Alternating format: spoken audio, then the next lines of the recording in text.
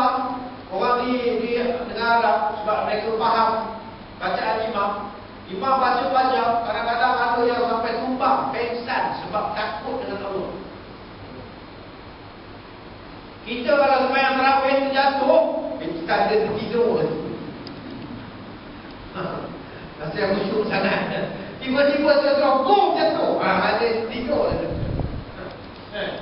Ada juga orang sembahyang tarawih, sujud-sujud, imam dah duduk saya habis, dia tak bangun sujud. Imam dah bagi salam, dia tak bangun lagi. Oh ingat lama penuh dia sujud ni, perempuan dia tertidur. Nak sebut Allah tak penuh. Tertidur tengah sujud. Sebab apa? Sebab kita buat ibadat ngantuk, baca Quran ngantuk. Buat apa? Tak. Ini tanda-tanda. Ini tanda-tanda hati kita kotor, kita banyak dosa, kita tak dapat cahaya taufik, menyebabkan kita tak dapat beramal. Ini poin awal nak sebut. Sebab itu ulama-ulama kata ni, nak buat ibadat ni, nak nyambut Ramadan, nak buat ibadat ni, jangan kita teruja nak buat ibadat. Sebab kemampuan tak ada pada kita. La haula wala quwwata illa billah. Allah yang bantu. Jadi nak dapat kekuatan untuk beribadat ni, kita kena dapat taufik, kekuatan taufik daripada Allah Ta'ala. Nak dapat kekuatan taufik, kata ulama, kita mesti bersihkan hati daripada dosa dan dosa.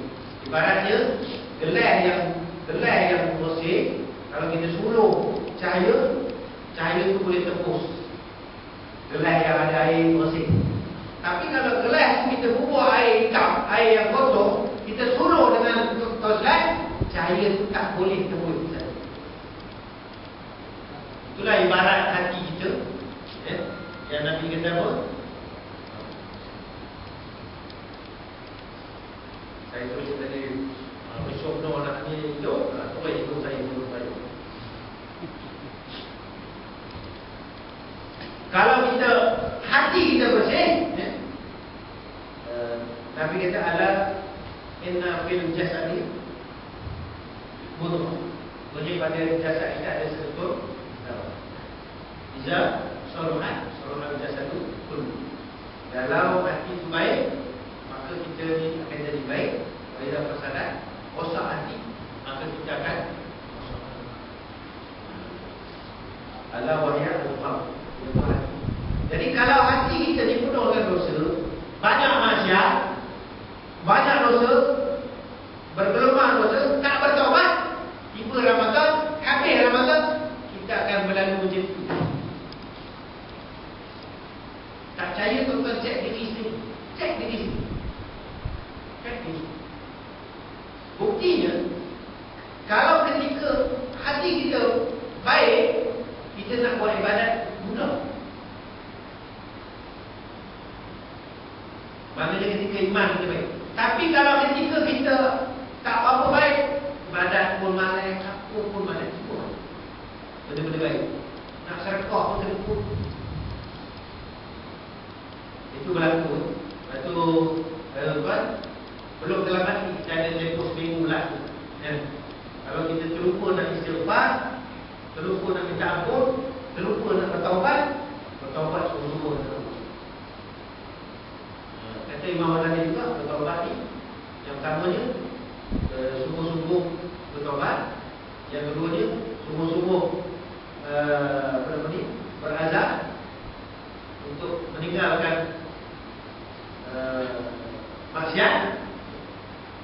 Yang ketiga tak, maknanya tidak mengulang, tidak buat lagi. Baik. Ini antara kelebihan Ramadan. Yang pertama, Ramadan adalah penghulu segala bulan. Dan kata Ibnu Mas'ud radhiyallahu anhu, sayyidul syuhur syahr Ramadan wa sayyidul ayyam yaumul Jumaah. Hari ini alhamdulillah kita dapat dulu, kita berada pada hari Jumaat dan pada bulan Ramadan. Ada orang seporkan mesej, tuan-tuan ada dapat sembahyang qada selepas Jumaat sampai ke apa nama ni? Sampai ke maghrib ke? Sampai maghrib.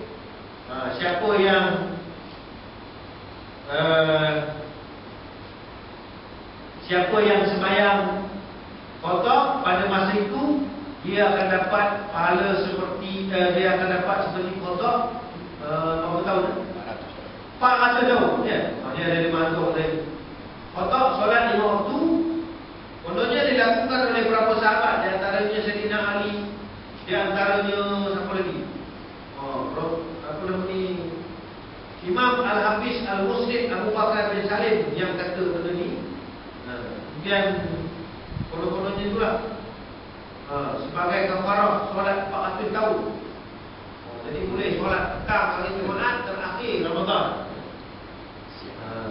Jadi ada sahabat-sahabat kita yang lebih arif, post pada saya balik ya. Memang saya tak terima sebab benda ni nampak pelik, pada hadis pelik. Qala Asy-Syaukani rahimahullah, hadis man shalla fi akhir Jumaah min Ramadan al-khams salawat al-mafruḍah fil yawm wa laylah qalat anhu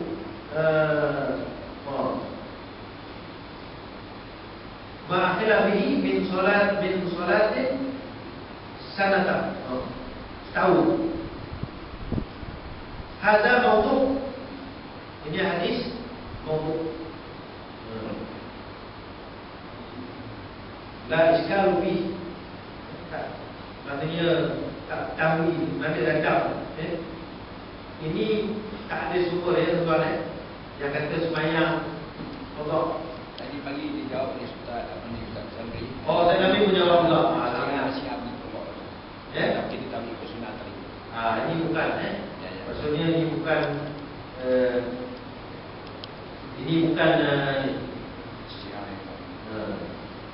ini pun ada juga dalam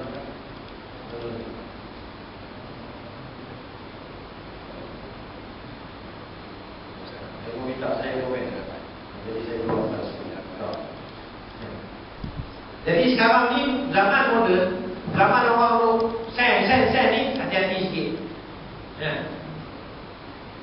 Kaedah ulama hadis, ini kaedah hukum yang kita boleh pakai. Kaedah ulama hadis menilai sesuatu hadis tu, antaranya ialah kalau dia kita baca tu kita rasa beli, itu dah kita kena ambil, kita kata apa? Terbilat dan kemudian kena hati-hati. Nanti dulu. Tapi bukan semua hadis yang pelik tu palsu, tidak. Ini petunjuk supaya kita berhati-hati dulu. Sebab kita tak pandai nak menilai matan hadis kan, nak menilai perawi. Ini untuk orang awam. Macam dulu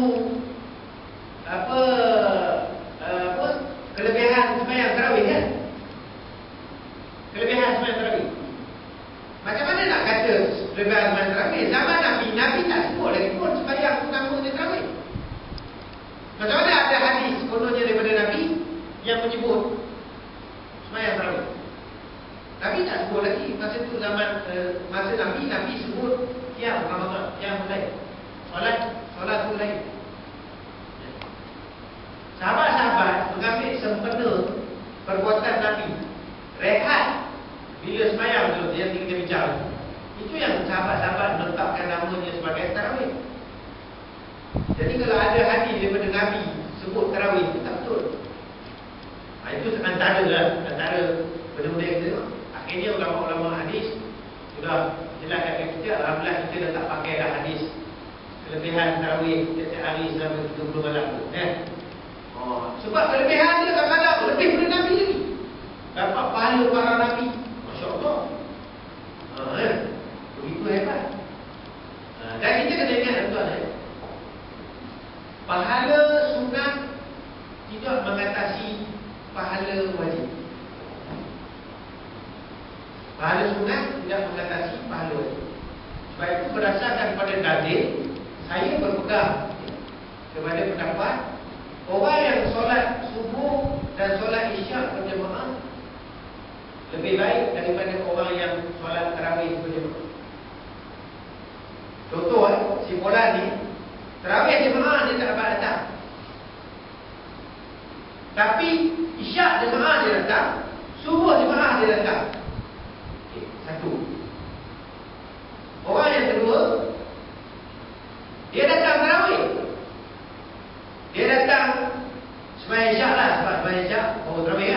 Dia datang main syak jemaah, dia datang tarawih jemaah. Tapi subuh jemaah dia tak datang. Orang pertama tadi lebih baik daripada